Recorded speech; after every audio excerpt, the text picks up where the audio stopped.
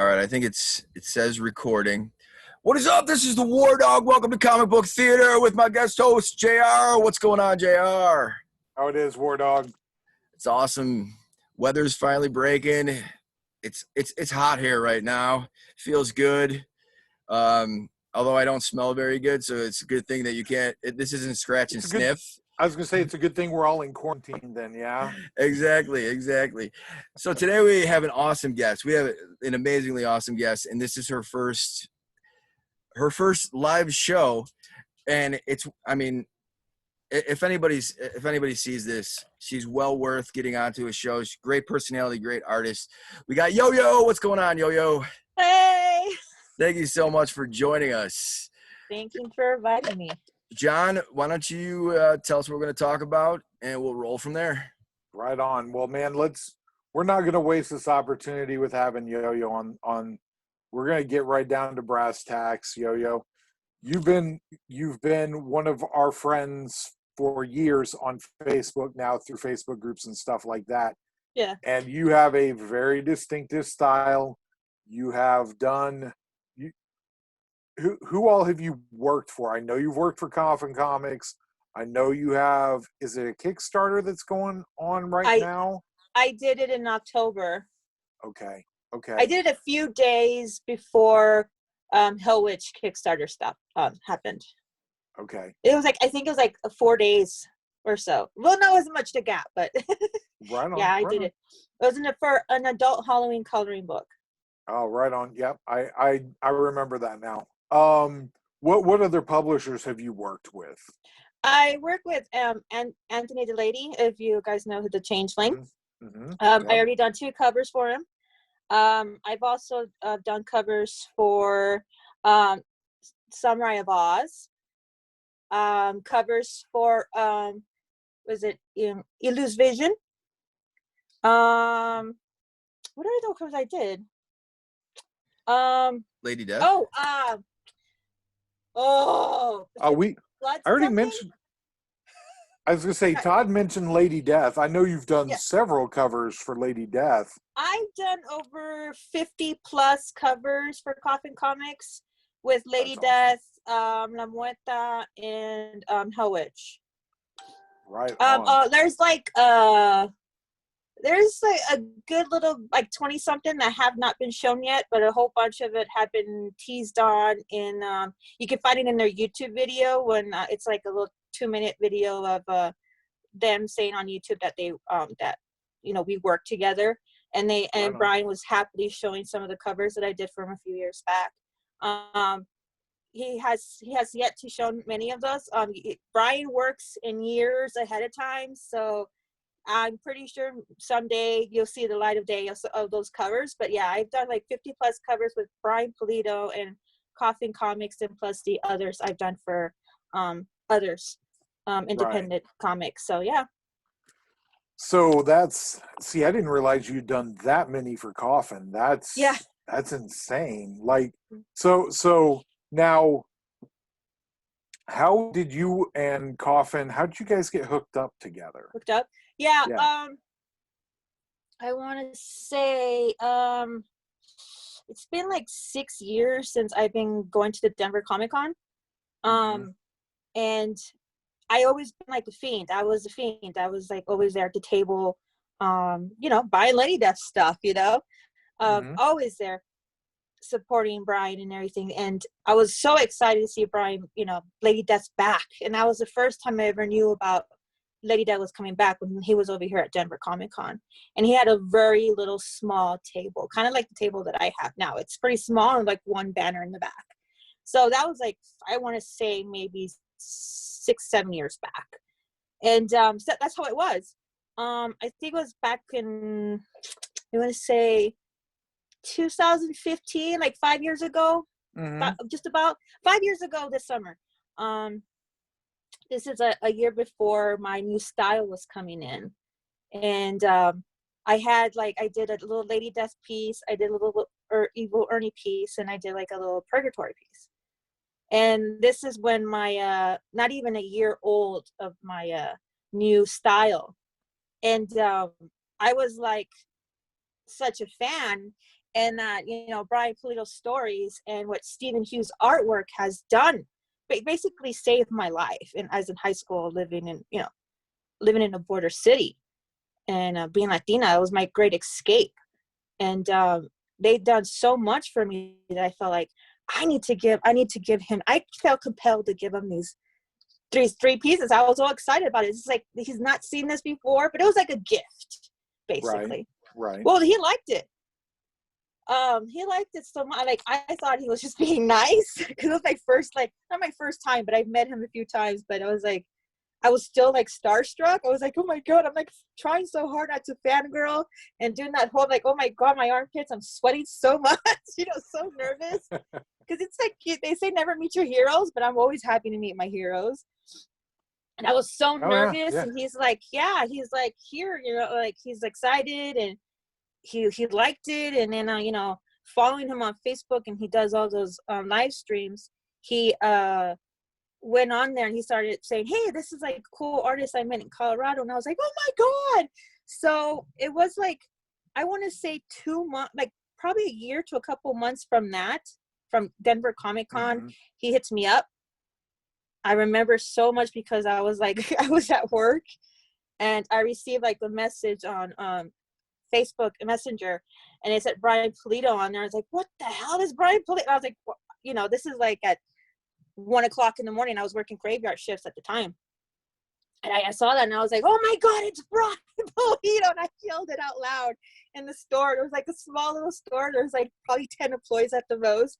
And I'm here yelling, it's Brian Pulido. And they're like, who the hell is that? And I was like, I don't know. I can't answer. I can't. What is he saying to me? Is it bad? I'm getting someone to read it for me. And I was like, is it bad? Is it bad? And they're like, yo, shut up and let me read it to you. And I was like, okay, what does it say? He likes your artwork, and he wants to see if you want to work with him and make a couple covers for him. And I was like, no way. I was like, no way. But yeah, he hit me up. He asked for 8 original pieces. I actually drew on the covers. Those were the art pieces from me. And he was like, and I wanted to press him because it's been so long. I've been drawing every single day. I try to make a commitment of sketching 3 things or 2 things every night. And it grew up from the last time. He had like a small miniature version of it, chibi versions, if Japanese versions, so you want to call it that. And it grew up a little bit more. And I think the only person I know who has one of those pieces is Troy Hudson. He actually has a First Lady Death piece that got published, and it was actually shown at the mystery envelope. Yeah, the Ambassador has it, and he has the original. I don't know where the others went, but it started out from there. And like a year later, he called me up again to do 5 more covers, and so forth and so forth. I've been not in every single one of his Kickstarter mystery envelopes, but I'm still working, going on 5 years, and I'm still working for the man. So that's awesome. I still fangirl about it. Like seeing Brian, I still fangirl about it. And yeah, I get so excited because if you've seen it before from my first piece, it's like every year it's grown. It's getting, bigger. Well, I want to say. And I know just like being on the Collector's Corner and how good Brian has been to us on the Collector's Corner. Yeah. I'm a fan of Brian and his hustle and what he does, and his passion for. Dude's got a passion for comic books as a medium, but he also loves what he does. He loves creating Lady Death. Mm-hmm. He loves the coffin community, the fiends. He loves that. Something about that feeds him. Has to. You don't do what he does continuously without that fire. You know what I mean? I was going to ask you, and this is actually what prompted us to start a little early tonight than when we normally would, is I asked you. Wait a second, John. We should probably start recording this. Oh, we should start. Yes, we should start recording. Just kidding. No, we're already recording. That was Todd, by the way, guys, little behind the scenes here. Todd's like, you asked her the question. We're not recording this, and I'm like, rehearsal. We'll count as rehearsal time. It was great stuff. It is great stuff, and so I'm going to ask it again, and you just let it rip, because I ain't gonna lie to you, it was entertaining. It's going to be entertaining again. I know it, because you've got a real passion for what it is you do. How did you develop your signature style? That's a question that I've been wanting to know since I knew who you were. Yeah. So how did that come about? We'll go back to little Yo-Yo. No, yeah, Okay. like I said, I've been drawing since I was a kid. Art has always been in there since I was a kid. Drawing on homework, drawing on any school assignment, drawing on my desk. Anywhere there was a platform for me to draw, I drew, even chalkboard kid, whatever. Art was as a child, my only escape. Being having dyslexia in the 80s, and they didn't know what to do with you. They put you on special ed classes, and that kind of degrades you as a child. We may not say it, but it's there. So art, as a very young age, was my escape. So I was living in a little border city in Laredo, Texas, and then I had growing up and stuff, and I had comic books that I was into, which were the old, Richie Rich, like very old. As in my dad was just 5 or 10 years old when this was going on. Richie Rich, Wendy the Witch, Hot Stuff, Casper the Friendly Ghost. I had those kind of comic book stuff as a kid. So when I went to visit a cousin in the city, which was San Antonio, one of the big cities for me, it was, he was totally into the whole, the early 90s comics era. And I was not aware of that because there's no comic store where I'm from. So I seen it in the TVs, of course, but I was always like, oh my God, I want comic books. Where can I get this stuff, So my cousin was into that, and he introduced me to the X-Men. I already knew the X-Men as a TV series, and he introduced me to the comic books. And this is when Jim Lee was all, the huge rage over there at the early 90s. And I still have it, my first drawing of Jean Grey, and it was a scene. I forgot what issue it was, but it was a scene. She had her arm crossed. There was a small little panel, and he had like a huge paper, I want to say probably 11 by 17. And I drew her out for the first time drawing something in the comic book thing. But that was like the only thing I ever did. And it wasn't until like I ran into an Evil Ernie comic book, and it had its first scene. Well, for me, it was the first scene of Lady Death. I didn't know that I was actually the first introduction of Lady Death at the time. And I was hooked on her. So she grabbed my attention like any little girl would have, gotten She-Ra in the 80s to get her attention. So as a teenager, Lady Death was mine. And then I learned from copying, if that's loose and it's a hateful term in the art world, copying Stephen Hughes' drawings of Lady Death. I would look at his drawings and his artwork, and then I would draw it in a bigger, whatever, 9x12, whatever cheap paper I can find at the grocery store. And that's how it was. So even high school, I was doing that. I was always constantly drawing. I always had it with me. So I had that comic book 90s style with me, and I stick with that. And then I was introduced with the Japanese anime in that time too, and I was drawing differently I was drawing the Japanese anime version of that. I never thought about combining the two until years later, which was probably like 5-6 years now. I had a 4-year art block. Literally, I couldn't paint, I couldn't draw, there's nothing. It took a stress-induced heart attack 2 weeks shy into turning 34 in 2014. Don't do the math. But it took that to like, fuck Walmart, fuck working overnights. I'm sick and tired of the abusive mental, the mental abuse that my managers gave me and all that stuff. So I was like, enough of that. And I decided, I quit. And I somehow got the urge to draw. I missed it. I loved it. And I was like, it was a huge wake-up call when you have a heart attack. So I started drawing. I started doing all this stuff. My brother got me into Instagram because it was the only way I can see pictures of my baby niece at the time. She was my first niece. And it was like, I thought it was sucked that I couldn't see any baby pictures of her because they posted on social media and they didn't send it to me. So I was like, oh, and I hated it. And I go, fine, get me into Instagram. Very quickly in Instagram, there was like an art community that happened. And the artists there, everyone's great. Doesn't matter what level of art you're in. Doesn't matter if you got educated or anything like that. It didn't matter. Everyone was so supportive. And I was like, where have you guys been all my life? I never had that. So it didn't matter if you're a gallery artist, a cover artist, you're just a stay-at-home mom doodling artist. We all had a communication. We just, there's art challenges that were coming on. And that was great because you had a theme for every single day of the month to draw something, and it challenged you to come up creatively. And that's how my little stuff started going, because I was like, well, my regular 90s comic style isn't getting no one's attention. It wasn't for any attention, but the attention I did got was very negative. And it was like, you need more practice on this, more practice on that.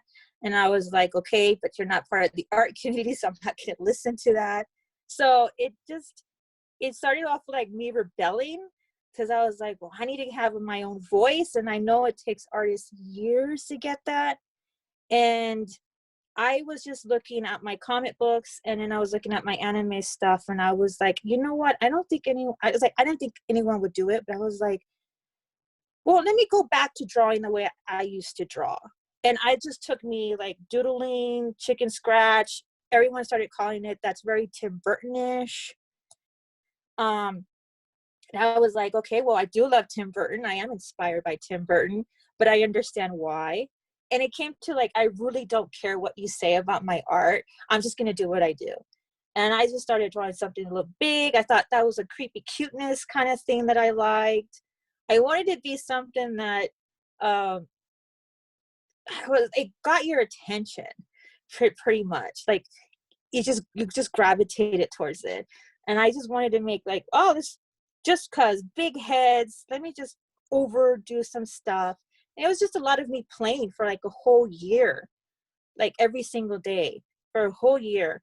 I was just playing around with this whole drawing thing, and I'd stick with it, and I liked it, and I kept using that big head, big eyes, sometimes empty eyes. Make it look, I guess it made people look scary. For me, it didn't look scary at all. I just thought it was like, it was great. It definitely has a creepiness to it. An empty eyes that way. Yeah. I mean, there's something there with that. Kind of, I think I'm trying to remember who I heard refer to it, like a creepy doll kind of feel to it. Kind of. Is that how you would describe it yourself too? Yeah, it was kind of like that, because I do collect creepy dolls. It's not creepy for me, but it's creepy for everybody. They're like very blank face. I love the old antique porcelain draws. I love the crackiness of it. I love the fact that the eyeballs can fall off. You know what I mean? I love that kind of doll. I just love those dolls. And people don't like that. And I was like, oh, it wasn't on purpose. It just came out naturally. And I was so glad that I was able to be consciously awake to notice that, so I can grow on that, because I would have missed it. It's funny that you said that about the dolls, because I was listening to you, and I'm like, what would be cool is if you came out with your own doll line with your design. I mean, it's so cool. And I like the way that you like you give them the big heads, but they still look beautiful and sexy. You got like a real awesome knack of just infusing your style, but still having the sexuality, the attractiveness and the prettiness, and and I really dig that. Thanks. So like before you did this style, so you were doing like just regular style basically. Mm-hmm. Like basically. So who are your characters that you would sketch the most? but Lady Death being the #1 character that I've sketched the most. The second one would be Darkchild. The third one would be Witchblade. I did a lot of Witchblade. Mostly was all Lady Death. I was a huge fan of Rogue, X-Men Rogue. So those were like the 4 characters I always drew the most, as in that old regular comic book style. And then the anime one was constantly always Sailor Moon. There's other ones, but Sailor Moon was like the top one up there. So yeah, that was basically the characters I drew the most. And that's what everyone like, oh, I like this comic book and I like that comic book. Can you draw that for me? So if anything else, from the paper stuff, that's what I did. But that was more like 50% of what I did in my art. My other art was like basically painting acrylics and oil painting. So that was basically all I did. It's fan art. So one question I have for you is something, and this is something, again, a little inside baseball from when we did Steam Age Wasteland. Oh, yes. The pinup book that you helped us out with. Yeah. One or two of the male artists that were a little less experienced, they were actually having trouble drawing a more feminine face or a more feminine body. I'm not naming names. They know who they were. We kind of pointed out some things for them. Do you find it easier to draw women or to draw men, or it just doesn't matter? You can knock either one out if you need to. I can knock either one of them out if I need to, but the female form became much more easier for me because I have 10 years of that practice drawing them, women, concentrating on that, than I did with guys. Because I was a tomboy, so 99% of my friends were all guys, and they basically like for me to draw girls more than guys. The only guys I ever did draw were like the Batman, Superman, Mortal Kombat characters for my brother and my cousins.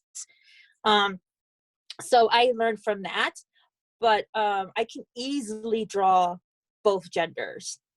Very good in that old form. This new form for the men, I'm not that well. I haven't perfected that yet. I think I have not perfected that yet. Right on. Well, yeah. and just like that, like you were saying, it sounds like it's a lot more of the just repetitive and the practice and putting in the time. Yeah. I think that honestly, that's something that a lot of professional artists do, or more should do. One of my favorite is Alex Ross, because he will show people what he was doing when he was 9 years old, right next to so he'll show his drawing at 9 years old of Incredible Hulk, and he's the forced perspective fist out here. Yeah. And then he'll show what he's doing on Immortal Hulk cover.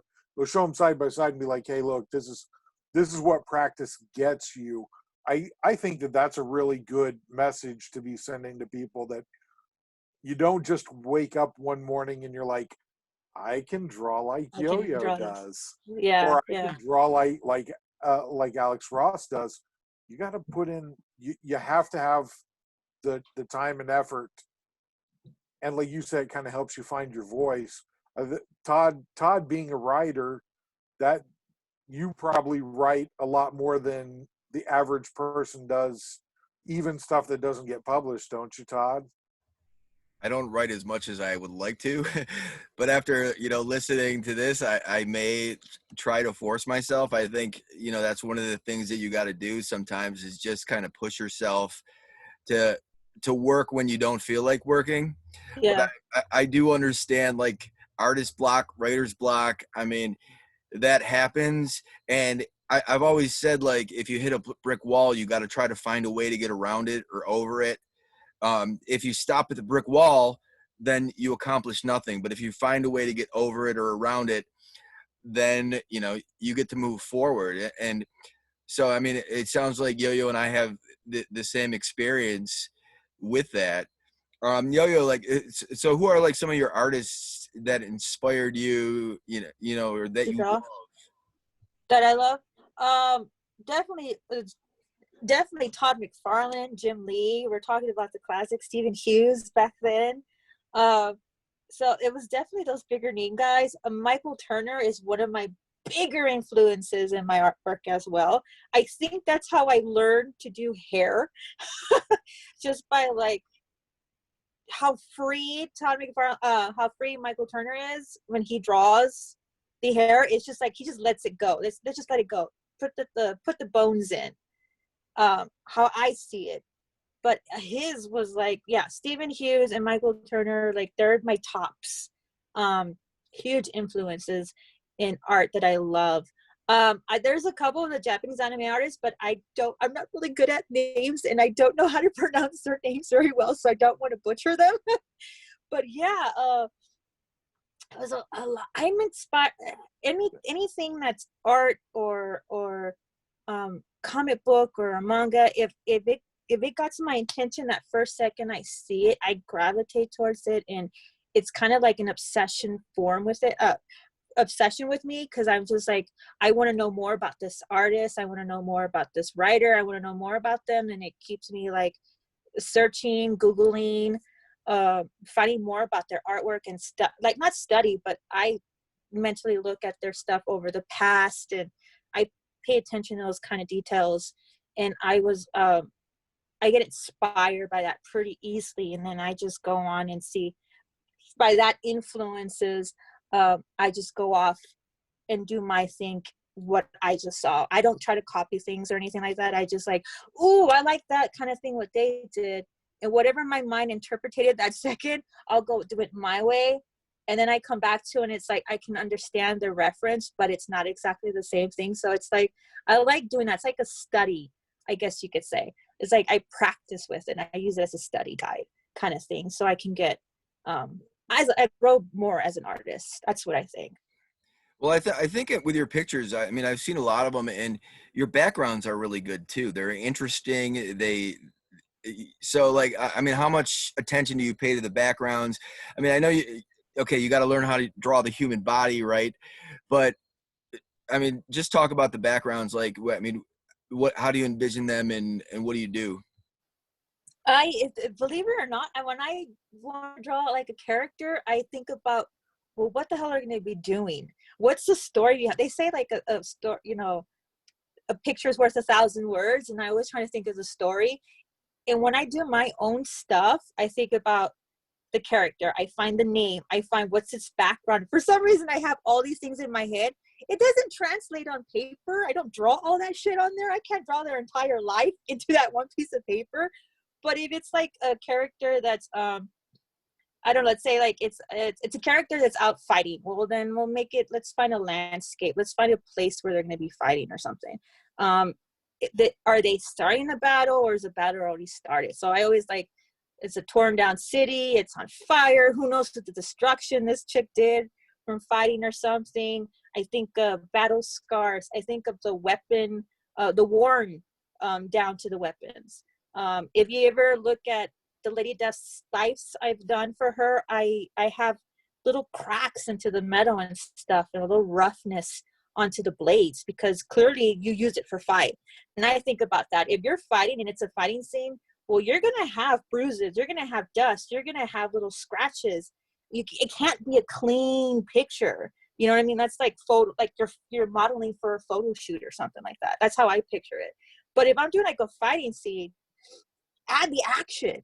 And that's when a lot of the Mad Max, Rambo movies and Arnold Schwarzenegger movies kick in me, because I'm like, oh shit, yeah, let's do this, let's do fire, let's do an explosion, the building collapse. It's like, what is she carrying? What did she throw a bomb? How did this happen? So I think about these kind of little things, and I try to add that into the background.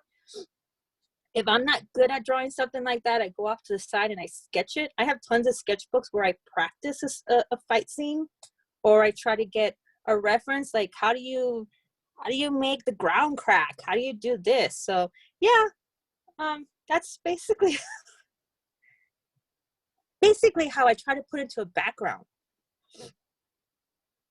That's awesome. I actually have a young artist that is related to me, and I try to impart some of these things. I'm not an artist. Anybody who knows me knows I'm I'm not an artist. I'm attempting to write a comic book right now, but I'm not. It's hard. It is. It's terribly difficult because, like you're saying, you want to put in the details. You want to give thought to the backstory, so that as you progress through the story, or like you're saying with the background and all these details, you want it to make sense. Yeah. You want the reader or the person who's looking at the art to look at it and say, this makes sense. There's not something here that's out of whack. You want it to jive and flow. And that's, like I say, it's hard to impart that to someone else. So I'm glad that I'm glad that you're here to explain that, because that's something that I was unable to impart to my daughter, who is the artist of our family right now. That some of that stuff has to happen. But anyway, I'm just gonna clip this little part out and send it to her and be like, hey, listen, just this is what Dad means. Anyway, so you have the other thing that we were going to talk about here for a little bit, or I wanted to talk about, is you have a Twitch channel as well. Yes. Yes, I have a Twitch channel. I started it a few months back, but I had an old, was it the 4S phone? I had an old phone and it wouldn't hold the Twitch because of all the upgrades. So I've got a new phone, and it's up to date, and I'll be able to get to Twitch on there, but I can only do it on my phone. I have yet to save up money to get the cameras for it, but I'm starting the Twitch channel. I want it to be like, I guess, my practice, where I can just literally sit down and practice. I'm getting so mentally drained from working at a grocery store now these days. Right now, this lockdown is perfect for me, but I have to work, so it's not really that perfect for me.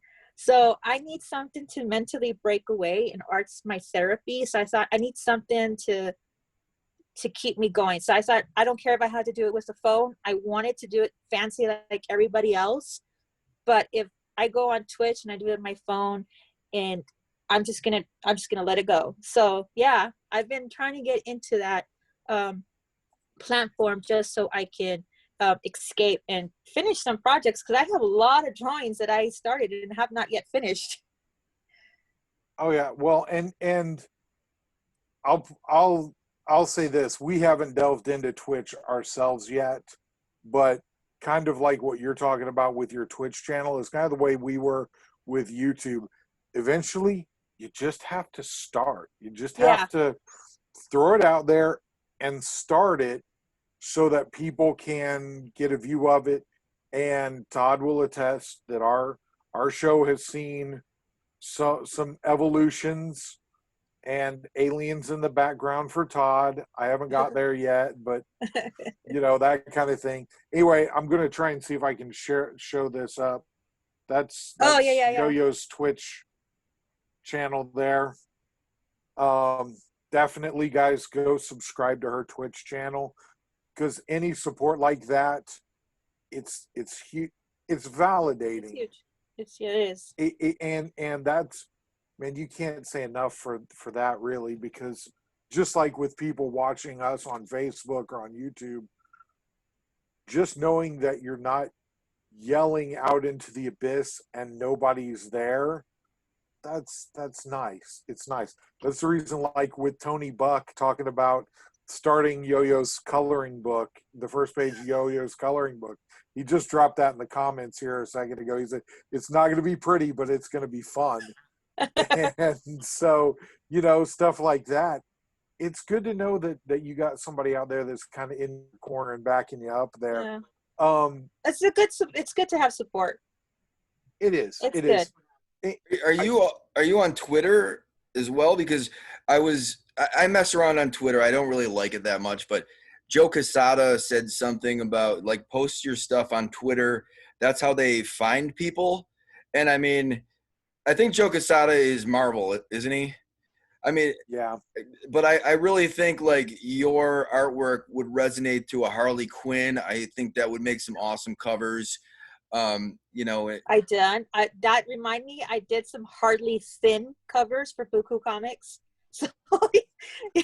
That's where you were channeling that from, Todd, is because I knew I'd seen a Harley Quinn-esque character by Yo-Yo. I knew I'd seen one. I just couldn't remember where. I didn't know if it was like a commission that you had done or something. I've done a few commissions, and then I've done like 2 covers for Buku Comics. So yeah.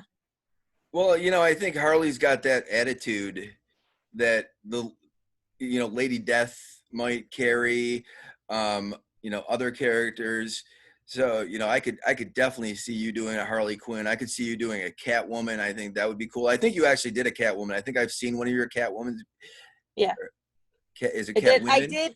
I did the I did the Jim Valiant Catwoman, and I've done the Tim Burton version of Catwoman.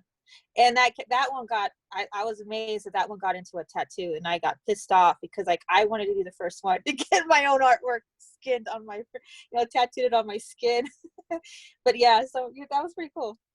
Ron Zabala did Samurai of Oz. I mean, you might want to suggest to him that he does Alice in Wonderland, because Tim Burton did Alice in Wonderland, right? And the one lady had the big head. Yeah. Well, you didn't you do a Queen of Hearts? I thought I saw that you did a Queen of Hearts at one point. I did a Queen of Hearts. That was for an art friend who sadly passed away. He was just barely 19 years old. This was a few years back, and this is a character that he loved and adored, and he was asking his friends in the art community. He was from Spain.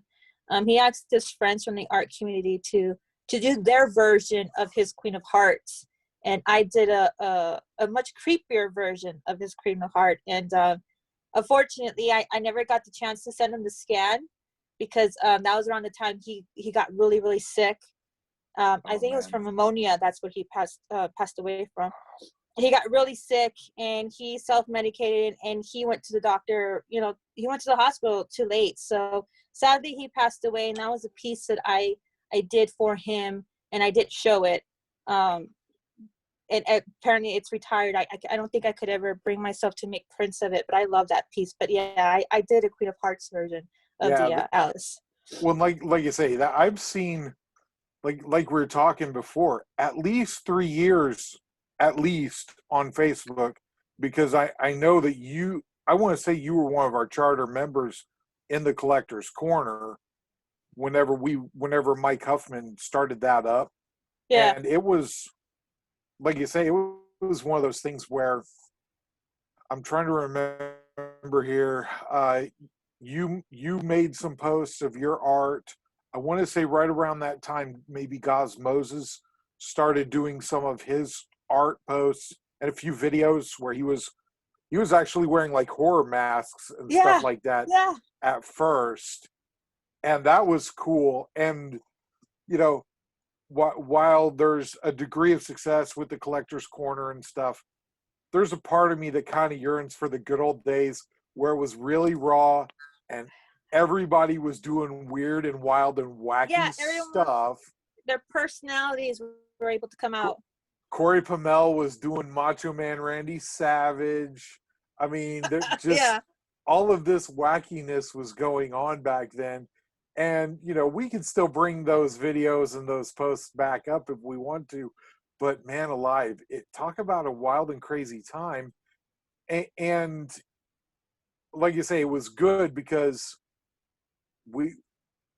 like you say, I kind of feel like you're an OG friend that I've, and one of the things that I've liked about our recording so far tonight is we're on Facebook, and a lot of people get the feeling that social media can be very degrading, can be very negative. Yeah. And this right here, what we're talking about tonight, is 100% what social media should be. Yeah. It's positive. It's reassuring to people. It's encouraging artists. it's having fun, laughing at ourselves a little bit, reminiscing about wild, crazy old times, but also kind of getting an idea of where we're going in the future too. I'm really enjoying our conversation. Oh, thanks. Geez, I must not be doing my job right now. I might have to start taking some shots or something because I know. usually I throw in the negative stuff and No, see how throwing people your react. question. See, we're gonna have to have Yo-Yo on more often, because if Todd doesn't have anything negative to say, that means I win. That means I.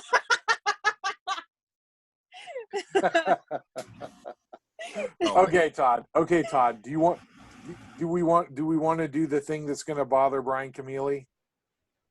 oh, you could bring You that wanna up do if that? you'd like. Yes, go ahead. Because okay, Yo-Yo. I'm sorry to do this, but I want Todd to be a little happy, and we're gonna throw a little negativity in at it. Okay. Okay, so everybody take a deep breath. We've had a good time. Now it's time to ruin everybody's Calm thyself. party. We're gonna talk about the white. We're gonna talk about the White Knight and that Screen Rant has just dropped that Batman and Harley Quinn are in love. What do you got? I'm dying to know. What do you guys think about Harley Quinn and Batman being in love? Booty calls, booty, with the bat and the clown, princess of crime. Woo-hoo-hoo. Well, why don't we get both of your impressions? You know, maybe Batman is bored with Linda. his sex life and he wants a little bit more, a more of a bad girl thing to it. Yeah, I Tyler don't was know. gonna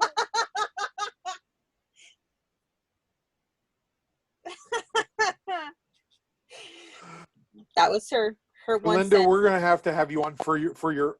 I was gonna say we're gonna have to have her on for her own show. Just me and Todd won't even show up. We'll just let her Or just let her go. have 30 minutes to herself. Let her be herself. It'd be great. We'll get blocked from Facebook in a heartbeat. It'll be great. They'll get blocked from Facebook if they give you your own show for half an hour. Oh my god. No, that's gonna be like on what? Pornhub, So- Xvideo. Pornhub, exit. Just for my mouth. No, we're on Don't stop. Facebook. We're on Facebook. We're That's on where Facebook. we're at. We might have to say it slower. Facebook. Yeah, if John and I I got a start message taking for Mark. if John and I start taking off our clothes, people are gonna shut the video off right away. So. Oh yeah, talk about getting reported to Facebook. Jeez. So Augie and Tony both said hi to say hi to Orlinda for us. Tony and Augie says hi. Hi. She says hi. Okay, They said it. All right. She's going back to playing video games. that's a good idea. And now she totally derailed what we were talking about, which is probably for I know. the best anyway. Dude, you know, I could talk about it if you want. Go ahead. okay. For me personally, I see it as a storytelling kind of wise. It's just another like fan fiction story when you have Batman pulled out of your regular norm into like these side stories, and with him hooking up with Harley Quinn is like I didn't see that coming. I could have saw it coming in the sex point of view. Like, dude, yeah, his sex life must be boring. So I think that's why he went to Harley Quinn. But that's just me.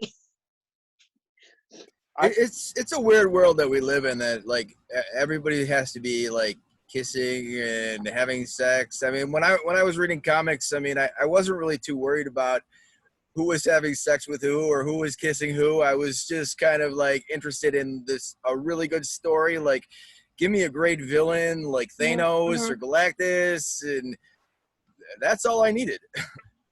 Yeah, but now you got to add all this. Like, I think it just came too much from the TV drama. Let's put it onto the reality show TV drama. Like, everyone's whores, everyone's sleeping with themselves. Yeah, but does that mean that everyone in the comic book world's doing that? Don't get me wrong. The biggest whores in the comic book drama, I think, is Scott Summers, because like, how do you not know your love of your life even the little second movements, or if she talks or moves, and like you can't be ever, you know, I have nitpicking on that. I'm sorry. Look, I that did always feel a little weird to me too, that he didn't know. like, how do you but not know that's not Jean Grey? no, Whatever. I get it. I mean, yeah, I don't know, but I will say that I I'm kind of with Todd in this one, in that I don't have to know everybody's. I don't need to know You everybody's don't need sex life. everyone's That dirty laundry. it doesn't really bother me. Um, but honestly, the fact that it's there, I'm a little indifferent towards it too, kind of. In such that if they had never brought it up, I wouldn't have missed it. You know what I Yeah. mean? That's Yeah. I kind of think where a lot of us are is if they had never brought that up, because like you were saying before, uh, a lot of your male friends wanted you to draw females for them. That's what they were interested in. It Yeah, we're interested in females, but it's not about the romantic part of it and stuff like that. We don't really need to see this like lovey-dovey story.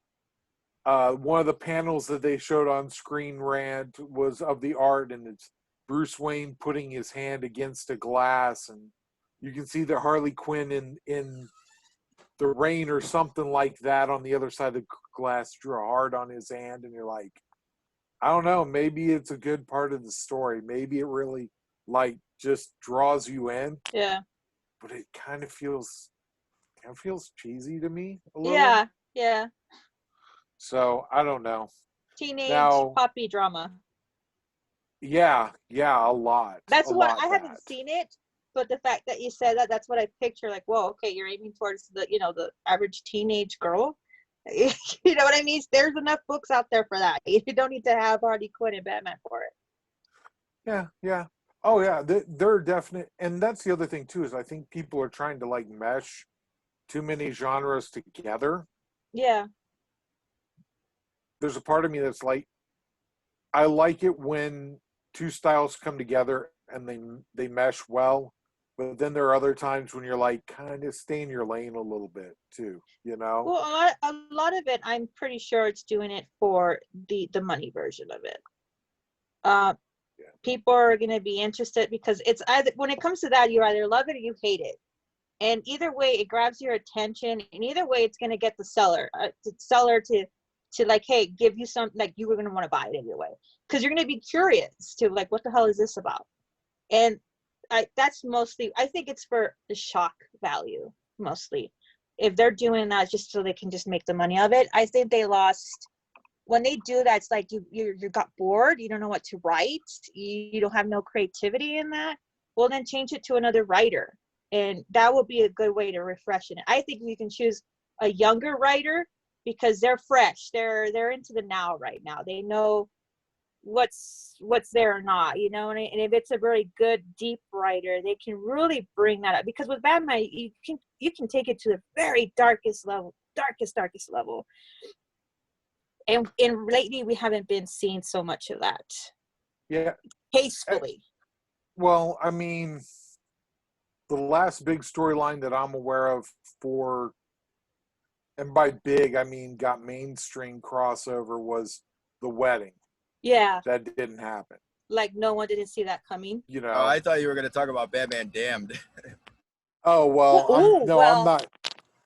Yeah, that too.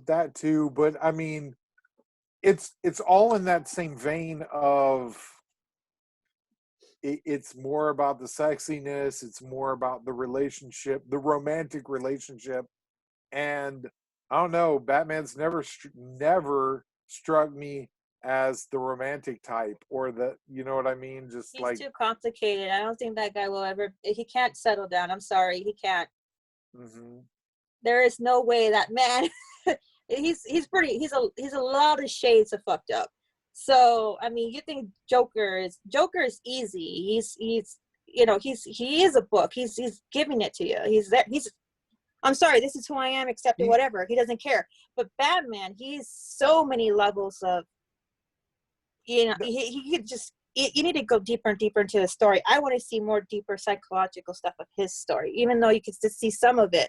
But I think he's just a poor little sad boy with too much money in his hands, and he just has too much time and trying to do what he thinks it's right. He's kind of somewhat way trying to play God, but trying to be a good guy at the same time, which you can't really do. But that's his sort of better. So let me ask you, because all right, so Brian Pulido writes Lady Death. It's a female character, and he does a good job at doing that. I mean, how do you feel about female characters today? How do you think they can be done better or worse? And then, I mean, how do we get more girls to appreciate comics and, you know, kind of get into it? I'm just curious what you think. What my 2 cents is on that. I do believe there are too much, you know, big titty chicks out there. There's a lot of slutties out there. They just like, they look available but never be available. I love that.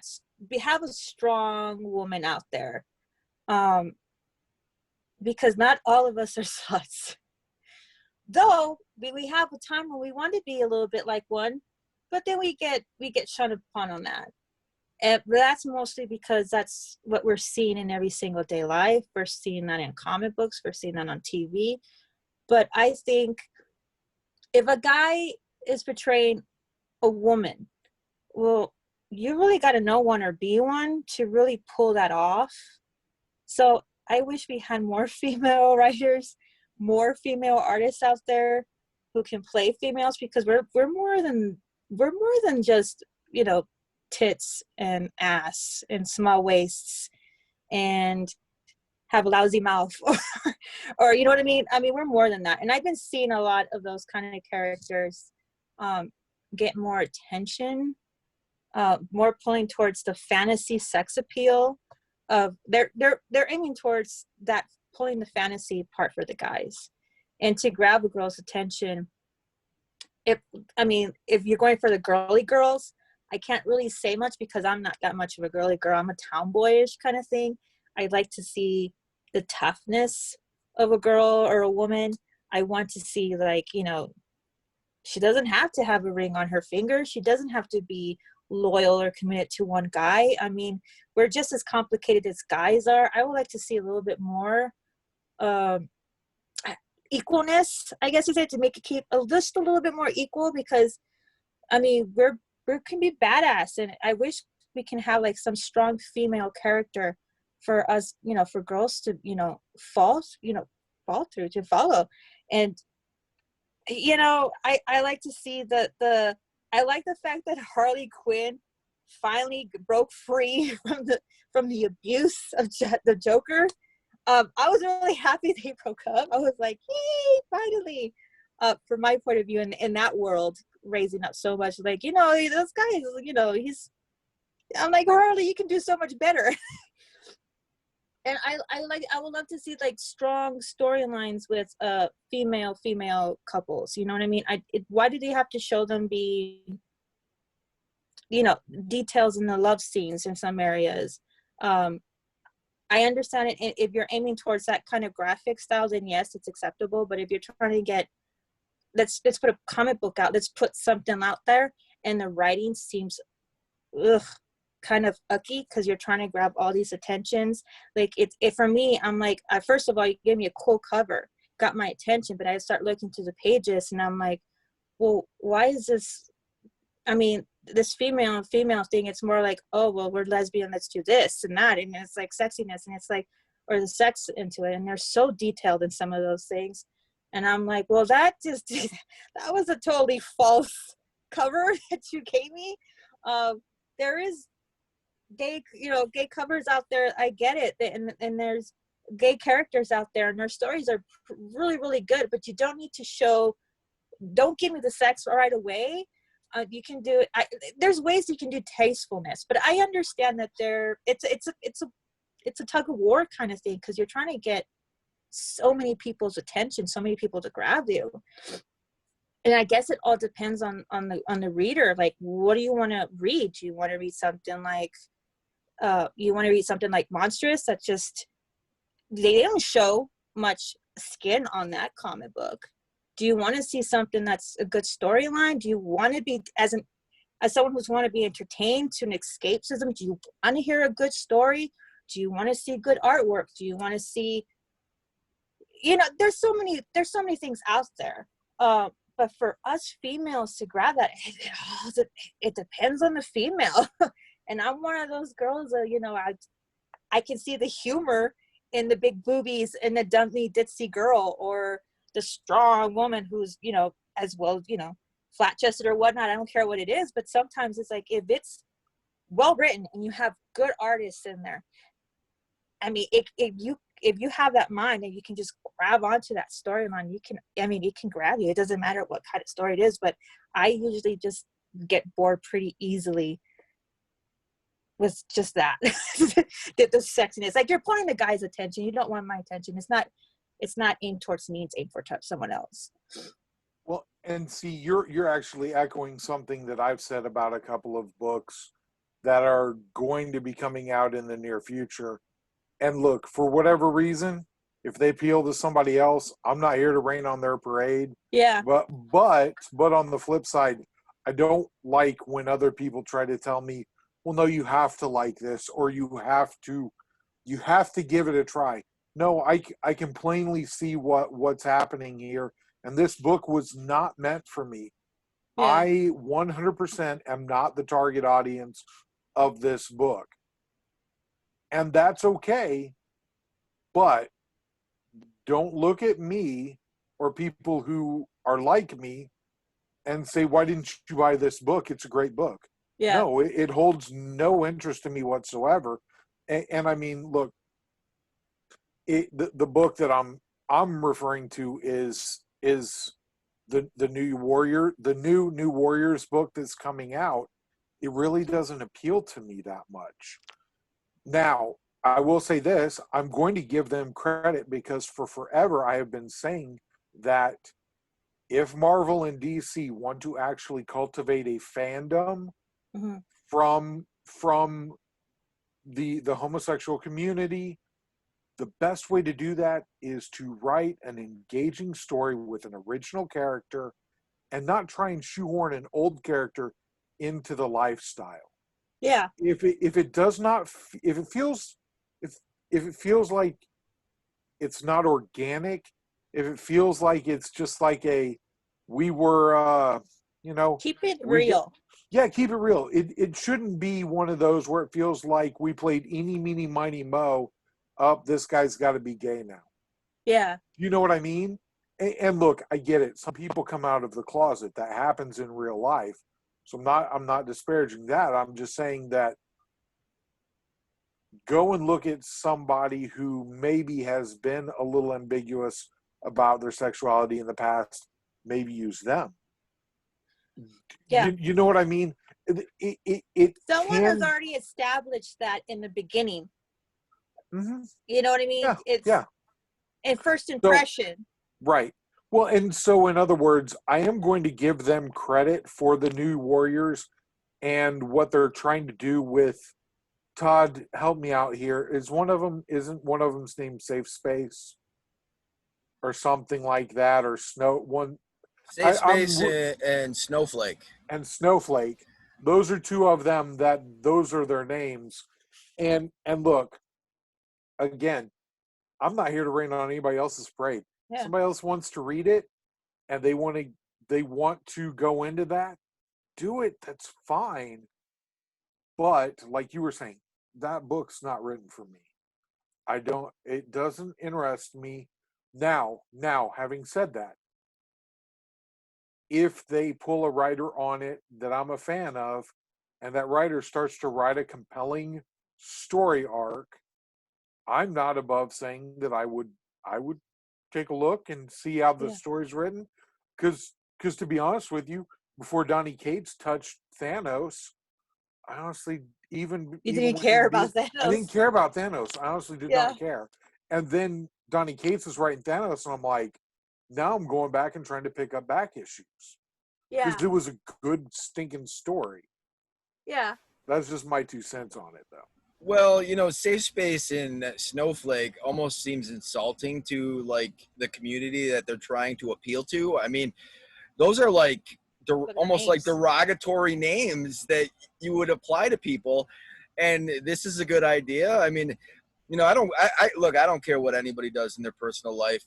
As long as it, you know, as long as they're not shooting people up, I really don't care.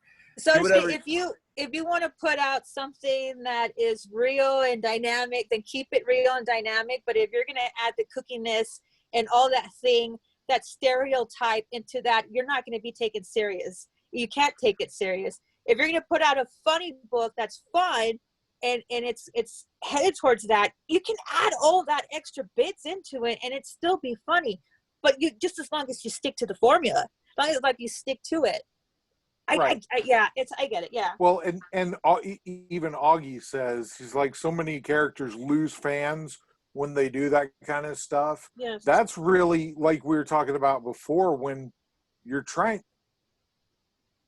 for better or for worse, we all understand that publishers are in it to sell books so that they can then employ people like artists and writers. You want to move books, write in, like you were saying before, write interesting stories, have compelling art that complements the story, and go from there. Yeah. I have said it that kind of my opinion is I'll be okay with a certain amount of political correctness, okay with it, if it's written in the story and it makes sense and it doesn't feel preachy and it doesn't feel like somebody's like slamming you over the head with it of, you must believe the way that I believe. Yeah. But I want. I was having a conversation with Ryan Gomer from Outright Geekery earlier today on Facebook, and I agree with him. I don't always want to just read stuff that I agree with that. I want stuff to kind of stretch my mind and challenge me in what I believe too. I just want it to be done well. Yeah. So anyway, a lot of this stuff is written really fast and very, let's put it out there, let's get it out there, because they just want to make that money. Let's just put it out there. The readers are smart. It doesn't matter if you're male or female. You give it a run, you give it a read, and it grabs you right away. If it's well written, it's real, it's well, not real, but it's true to what it is, to what it shows. I mean, the reader is smart on that part. Like, we can tell, oh, this is good, this is not. We know where this is going to go. Like, anybody who goes see this movie, the first 5 minutes of a film, you already know how it's going to end. There are a lot of films like that. You already know how it's going to. You're saying the ending out loud, and guess what? It happens word to word at the very end. There's a lot of movies like that. But when you're in a comic book, in the sense of your imagination, your writing skill, everything can go so much further. It can go so much further than any 1 hour or 2 hour movie. And with a comic book, you can expand it to so much.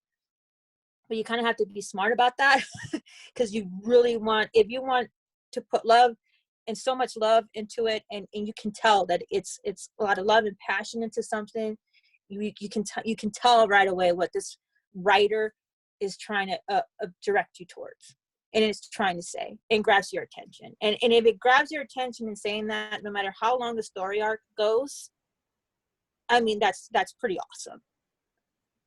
But you don't need to throw, hey, all of a sudden, few years of this character, being gay or fighting for being gay, and all of a sudden, boom, let's make them straight.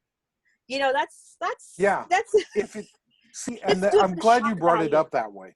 I'm glad you brought it up that way, because you and I both know, if that was the way that happened out in the story of this character, this male character, was written gay for 6-8 years, and then all of a sudden they just convert, and all of a sudden I went to Pray It Away camp, and now I I'm went to Christian camp. now I'm heterosexual. The vast majority of people who are in support of changing sexualities of characters would crucify Yes. that writer. They would absolutely massacre them all over social media. The writer would, I mean, in my opinion, I believe the writer would likely end up being fired if that happened. Well, Because it just would not go over well. I within that community. Now, those of us, this is something else that I kind of have been milling over, is you were talking about the readers are smart. We know what's going on. I think that's partly to do with the readership is older now. We've all grown up from comics in the late 80s. Now Todd back in the early 70s, all the way through to today. I'm sorry. Yeah, I know, Todd. Look at my beard. It's not as white as yours, is it? I know. Todd, you have 2 sons. I have a daughter and 2 sons. That one daughter is the cause of all this white beard. anyway, but you get what I'm saying is that we as readers are older, so we are absolutely going to catch a little bit more of what they may not have had to have been so nuanced about when we were 12. yeah. You know, we read over it and we just kind of read past it. It didn't really interest us. We didn't compute with it on a more meta level, and we just read over it. Whereas now as adults, we're looking at it and we're analyzing it. We're saying, no, that doesn't jive. I don't understand that. Yeah. All right, so we're pushing on the hour mark, but before we wrap this up, first of all, Iceman is now gay, so this is kind of like an Orlinda thing. Would Iceman need lube if he's Iceman, right? Now that he's gay, Are you right? serious? I just we're not. No, I just wanted to throw that in for comedy purposes. Wait. That needs to be you and Orlinda Iceman after being gay, show, you think he actually needs conversation, in I think private he invented messaging. the cool ice flavor lube.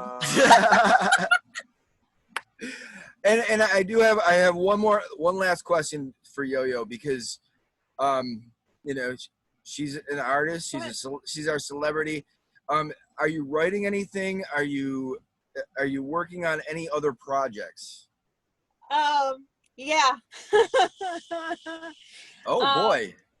Can you let us know what they are? Okay. Okay. I've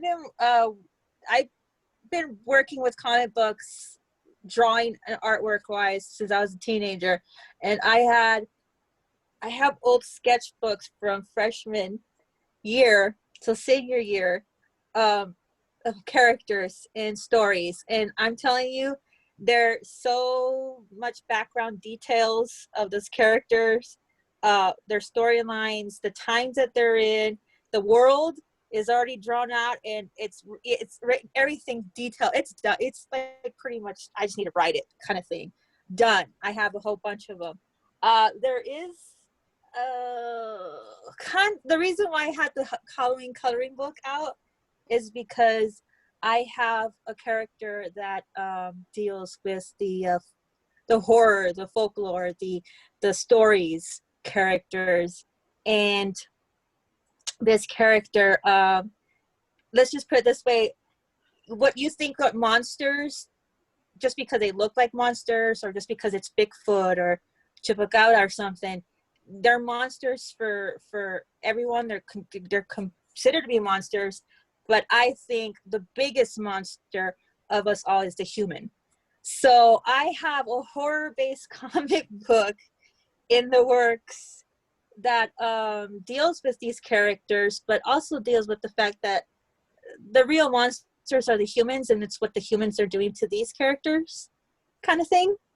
So it's like a traveling type of vigilante, I guess you could say. She is a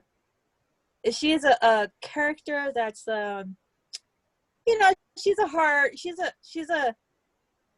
she's a woman kind of character, but she has a lot of layers, and it's a very strong sonic character, and she has some kind of effect on people that even if you're around for 5 minutes, for some, even just glancing at her, even if you happen to be at a restaurant and she's sitting across the way and she's eating with you, for some reason, she, without doing anything, she's just being there. Her presence evokes something in the human that makes them do very hateful things. Let's just say it's already in them. It's in us as genetically embedded into us humans. And it just happened to be amplified 100 times more. And I consider that into the real parts, mostly because my father has Parkinson's, and the disease, the character that they once, the man that they once were, amplifies 100 times. So you get to see a whole much more of that kind of person. If this person was a very, talkative, a social kind of guy, and he'll say hi to you and stuff, but this guy's like always, coming to you, hi, very talkative, very like, if he seems like he's hyper, he's talking to everybody, and that's because that's what they were in their character. And for someone who has Parkinson's, it amplifies it a whole lot more. So I'm taking a lot of my real life, what I've been growing up with. It's a whole lot of realness, a whole lot of what I've grown up with, putting into a horror adventure kind of comic book. I'm working on that. I hope I have an editor, so I hope we can get this story written down. The comic book is like the first comic book story is halfway done, and I hope I can get it done by December, if not January, for a Kickstarter for the first book. And there's a lot of booty. She was just telling us how she doesn't like big boob characters. It's not a whole bunch of booty. That's the other one. I have a couple comic books. I seen it. You didn't see? Okay. Oh, the horror one. Yeah, the horror ones are. Well, classic horror has a lot of boobs. A lot of boobs, a lot of horror stuff. Bloody Mary is a very classically kind of woman. Just because Elizabeth Bathory she bathes in virgin blood. I'm sorry, you have to have her nude. Literally. She has to be nude. I'm sorry. Don't give us too many details. I can't give that too much detail. But we are excited. Yeah. And I know the listeners like Augie and Tony Buck, huge fans. They're going to be excited too. I can't wait to see this. Keep us. You got to keep us all posted. Oh, I will. It's just I got to keep the ball. I think that's the reason why I have been away from Collector's Corner and social medias, because I've been gravitating a lot of my attention towards that. I'm not a wordsmith. I'm an artist. I draw things. I just can't write it down for you very well. I'm not confident in the writing skills, but I hope I can get it done by the end of this year. And I don't know, it's going to be I've been working on this for so many years. I'm kind of nervous on how people will react to it. So as a horror, I wanted to put a spoiler out, so I figured, why not a coloring book? I think you're gonna do great, and let me tell you, like I wrote a comic, and I had panel 1, and I started with panel 1, and I had dialogue. Panel 2 was dialogue. Panel 3 was dialogue. Panel 4 was dialogue, and then the artist was like, "All right, you got to put this into pages," and I was like, "Oh crap!" Okay, so I had to combine like panel 1 and panel 2 because 2 people could talk in one panel, right? So, and John's working on something too. I'm sure he's probably experienced the same thing, but I mean that's how simple my writing was. So I mean, if I can do it, anybody can do it. Even John. Well, yes. I mean, look, hey, I was public school educated, okay? So if I can do it, he's not kidding. Anybody can do it.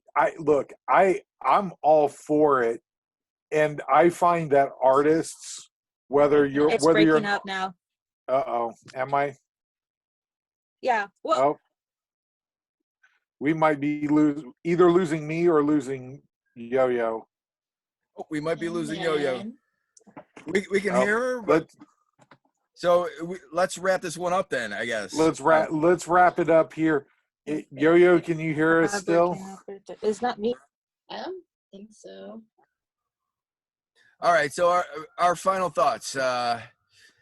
John, give your final thoughts, and maybe Yo-Yo will jump back in this. Okay. Yeah, okay, so my final thoughts are I'm really, really happy that Yo-Yo was able to join us. It looks like maybe I'm back. Are you work? back? I I can don't- hear Yo-Yo. Can you hear her, Todd? Yeah, I can hear her. Hey, Okay. Yo-Yo's Yeah, back. I didn't leave. I don't know what's up with the screen. It's all good. It's all I good. haven't left. I don't know what's wrong with the connection. It's probably my Georgia connection. It's terrible. It's all good. It's like Todd was saying, it's probably about time. We're a little over the hour mark. It's probably time for us to kind of get final thoughts anyway. Yeah, And we I can- do want to.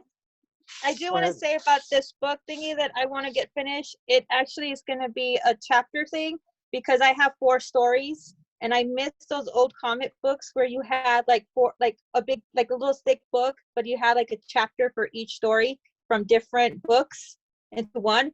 And that's Right. kind of what I'm going to do. So I'm going to test the waters, see which story gets mostly popular, so I could stick with that one comic book and come back with that universe some other time. Basically, I guess you could say it'll be a test study for the Kickstarter. So it's taken a long time for me to get this comic book because it's going to be 4 different books into one book. But I'm only showing the chapter. Right on. That's excellent. Like I say, honestly my final thoughts were going to be I'm just glad that Yo-Yo is willing to join us. I'm also glad that Arlinda isn't here anymore because she's too wild and crazy. I'm stalking Oh, you. there she is. You're you're not allowed. She's my shadow. I know, it's fine. I'm just goofing. And by the way, we can have we can do post show on Facebook. Todd will sit here all night with you guys. He's got nothing better to do. He's in quarantine. Yeah. He and Orlinda can Time with Orly. Anyway, I'm just glad you were able to join us this evening. It was awesome talking to you. Well, thank you. You have absolutely an open invitation to come back anytime you want, especially when the Kickstarter kicks back off. Let us know. We'd love to have you back on and get some more particulars on that. That's all I got, Todd. Well, let me say something then. Hopefully, I'm not muted at this moment. Before we leave, Yo-Yo, you'll have to tell us where people can find you. They can find your artwork. You can find me. Yeah. Go ahead. You can find me on Facebook on my art page, Yo-Yo's Element. Yo-Yo's together, not separate. You can also find me on Instagram. I'm also very active on Instagram as well. And also the same name, Yo-Yo's Element. Only this time it's together. Apparently there's another name out there the same, but it's together. So separate. Sorry. It's with the space bar, right? Yeah, underscore. Together is, I'm sorry, confusion. Underscore in there. So it's Yo-Yo's underscore Element. You can find me on Twitch now. And that's together, Yo-Yo's Element. So yeah, you can find me in those 3 social medias. I don't have any other ones to do because Not yet with Patreon. Not yet. I don't have a Patreon set up yet. Or But website. or website yet. Anything for if I'm open up for commissions or you want to print something, ask me on Messenger, Facebook Messenger. You can also direct message me on Instagram. I answer all my messages. So if you guys find me that you want to find me there for anything, you can go ahead and do that. Yeah, commissions are closed right now because I'm catching up the Kickstarter I had that took a lot of my time, so I'm catching up on commissions. Some of them are really badass, so can't wait for you guys to see it. I'm excited. I want to print what commission she's doing right now. I'm planning, I think the second April? The second weekend of April, I am planning to have a little mini con thingy on a Saturday to be publicized. If you guys want prints from me, mystery little envelopes, the coloring book, I got product to sell, so Original pieces to sell as well. So I'll be doing that on I think this is the second Saturday of April. I forgot what day that is. in 2 weeks. In 2 weeks, but it should be on Yo-Yo's Element on Facebook and Instagram, where I'll be doing that. All right. Well, anybody that's listening to this, please check out Yo-Yo's stuff. She's awesome. She does awesome work. She is published by some pretty major companies. I mean, Coffin Comics, Lady Death. It's awesome. She's awesome. I mean, if you've watched this, you can see that she's very personable and awesome to talk to. And two schleps like me and John are honored to have Yo-Yo on here. And Orlinda as well. We are glad to have you on as well. Not so much Orlinda. Check out Yo-Yo's stuff. If you are an artist or an illustrator or anything and you think that you can help out Yo-Yo, hit her up, because I know writing is tough and I know finding people to help you out is tough. Well, And it's not that, but I'm also hard-headed and stubborn, so I find it like, well, okay, you want to help me? What's the catch? I know that's how I am too. That's how I am too. I'm just saying that because I've done it and I know how difficult it is. So the best thing is reach out to her. I'm sure she's willing to hear you out, and she said she answers everything. So I do. She might I may be a day late, you guys, but yeah, I do answer. And I hope you guys understand, because my mind goes like 1,000 ways. Yeah, we can I hope tell. you guys understand what I was trying to say. I hope you guys understand what I was trying to say, or not. Oh yeah, no. We're pretty good at, if we don't understand, at least giving you the look. You know what I mean? We can do the. Yeah. Yeah, and I just say I wasn't sending anything out there either. If anyone's out there, I follow a lot of stuff that, I follow a lot of big boobs too. I mean, I draw big boobs as well. I like boobs. Who doesn't like boobs, It's all art. But yeah, so it's like, I didn't want to offend anyone out there. I'm just a fan too. I'm just saying, for me. I don't think you could offend anybody more than I do, so I think we're safe. That's Todd's true calling, is offending people. Offending people. Oh yes. That's what I'm here for. I figure people might watch us if I say crazy things, But so this is can't hurt. So this is it. This is the end I of the show. can't believe it's been an hour. I can't believe it's been an hour. Oh yeah. Wow. See, we have time flies when you're having fun. Yeah. Right? That's the rumor anyway. I'll let you know if it ever happens when we're recording. Yeah, we might need to have an artist challenge or something with you and somebody else. Dude, that would be awesome. Or our own little game show. Maybe Orlinda could be the Vanna White in the background. Todd, well, she has a mouth. Let me tell you.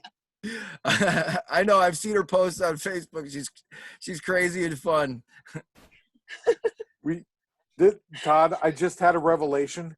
We should do win, lose, or draw, where you and I are the guys who draw, and the artists have to tell what it is we're trying to draw. There you go. Oh my God. That would be amazing. It would be a train. It would be a total train wreck, but it would be amazing. Yeah. Because nobody would be able to tell what we were drawing. Yeah. As long as it's Hangman, I'll do fine. No, see, it's not Hangman. It's win, lose, or draw. You have to draw something, Todd, and then they have to guess what you're drawing. Like the Geico sloth commercial, where the sloth is like, it's got like just one straight up and down line. They're like, tandem bicycle. Do you not remember that? And they're like, the sloth would. Never mind. Okay.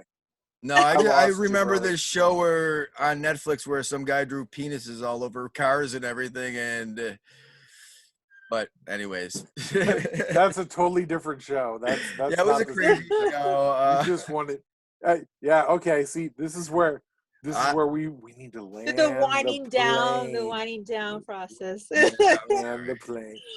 It's so good. All right, well, that's great times we live in. Yes. I know. I'm sorry. You All know, right. you're- All right. It's all for likes, you know. I mean, I do It it for is. likes and shares. And well, in that case, All I about will the really content. speak my mind. hey, go ahead, man. Go ahead. I don't mean. Never mind. No, you don't All know. right, You're well, good. You're we'll good. wrap this one up. All right, so peace out, everybody. We Be had good an or be awesome good guest. at it. Boom. All right.